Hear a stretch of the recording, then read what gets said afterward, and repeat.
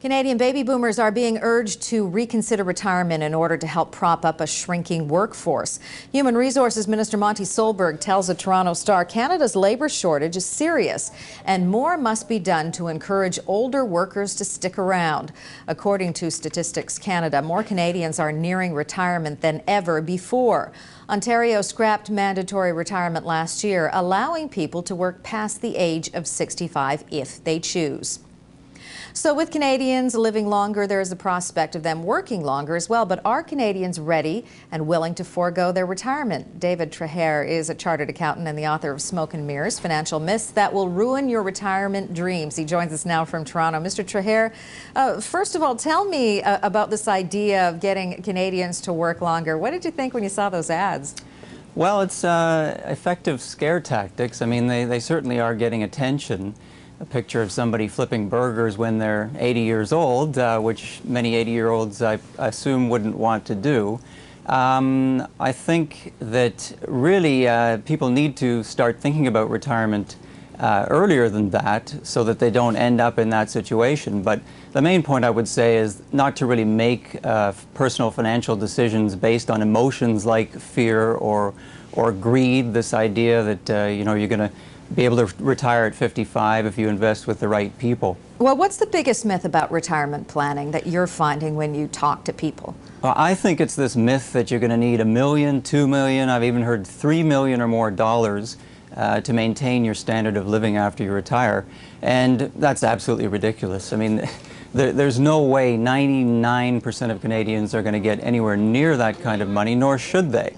I think that if people, again, if they pay attention to their finances, watch where the money's going. But when retirement planners are on television or wherever they happen to be, they do the math. It almost makes sense when they talk about what you need every month to survive.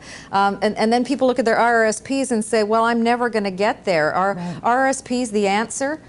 Well, RRSPs are a very important component of most Canadians' retirement plans. Only a select few have gold-plated pension plans, defined benefit plans, whereby they don't have to worry about RRSPs. But RRSPs are one component of the plan. I always try and get people to focus on the big picture, which is their personal net worth statement or personal scorecard that shows the things that they own, their house, cars, perhaps their RRSP, maybe investments outside their RRSP. But just as importantly, the debt underneath those assets, because that reduces their net worth. It makes a huge difference whether you retire with a lot of debt. I maintain, because I've worked my own numbers, that if people retire without any debt, no mortgage, have paid off all their lines of credit and credit cards, the kids have moved out, that people can get by on much less than many in the financial industry says they'll need. Life insurance. A lot of people, you know, people will tell you, sit down, look at your needs for life insurance. Are we overinsured? Well, life insurance is vital for some people.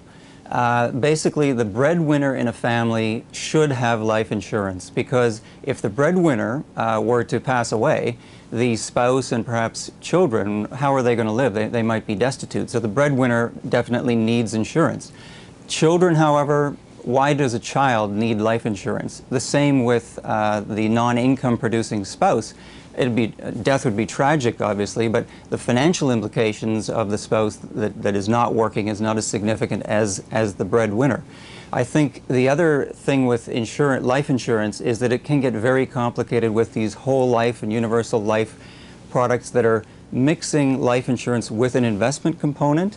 I'm not a big fan of that. I think basically, in a nutshell, the more complicated products are, the more fees are being made by the people selling these things. My strategy is, look, keep it simple. If you need life insurance, stick to term life insurance. It's cheap, not complicated.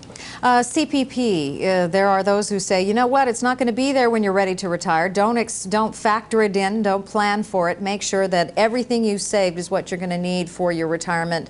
Don't expect the money to be coming from anywhere else. Is that true? I totally disagree with that, and I would say that any advisor that puts forth this theory that the CPP plan is not going to be there when people retire, alarm bells should go off immediately. Start questioning what motive that person has.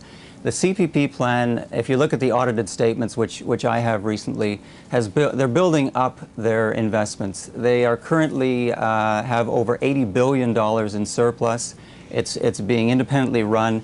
It's government controlled. Every employer, employee, and self-employed individual in Canada has to pay into it. It's reviewed every 3 years by Canada's chief actuary.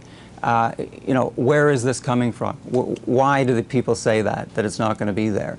They are planning for this inevitable shift when the baby boomers are starting to retire.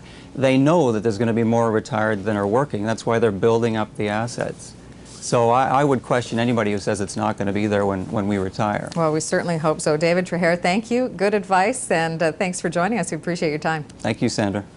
Coming up, a Big Apple welcome for David and Victoria.